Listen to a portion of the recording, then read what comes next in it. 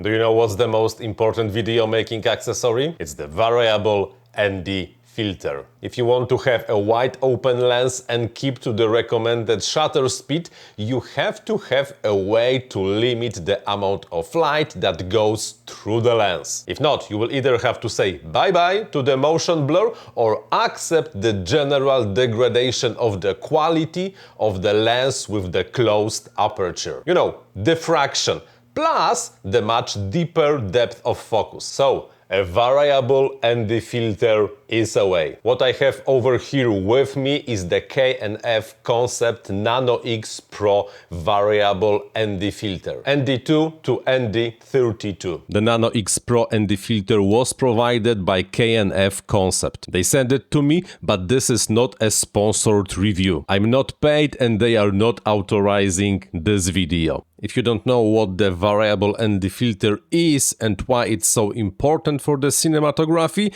here's the quick recap. Just like the name implies, the variable ND filter is a ND filter with adjustable strength. With the twist of the ring, you can change it from the low attenuation, like right now it has the ND2 factor, to the maximum attenuation available, like the ND32 in this case. Maximum, minimum, maximum, minimum. And that means that after you attach the filter to the lens, you can adjust the amount of light that is passed through according to the external conditions. Fully closed on the full sunny day or partially opened when the lighting conditions demand so. And all of that to keep the aperture open so you have a nice shallow depth of field and the relatively long shutter speed, so you have the cinematic motion blur effect. That's the theory, and the practice is that you can either buy a super cheap variable ND filter and, let's be honest, very expensive one. Quick advice, ignore the cheapest one, they are crap, and if you are not a pro videographer, then most probably going with the super expensive ones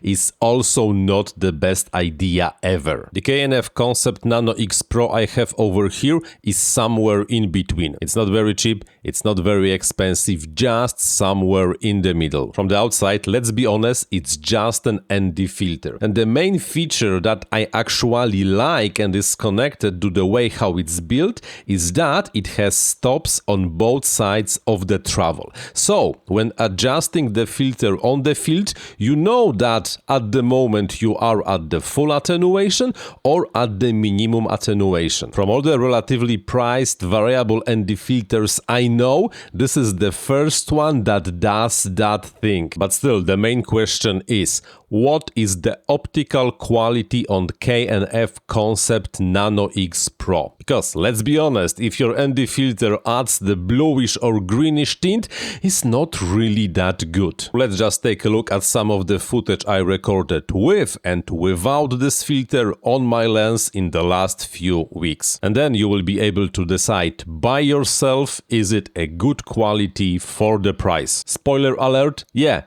I think it is.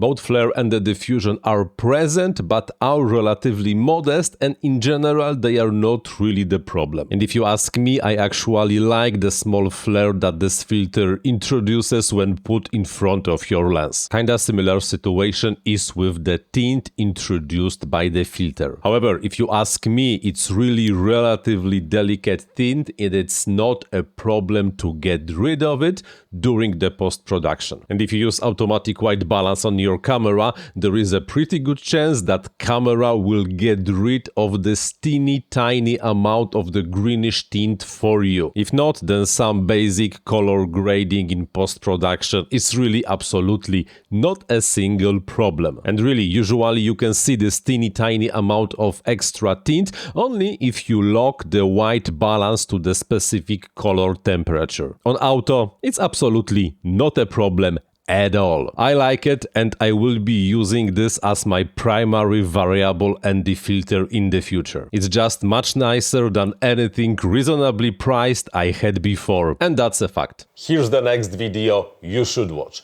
In the meantime, I'm Paweł Spychalski, thank you very much for watching and, like always, happy filming!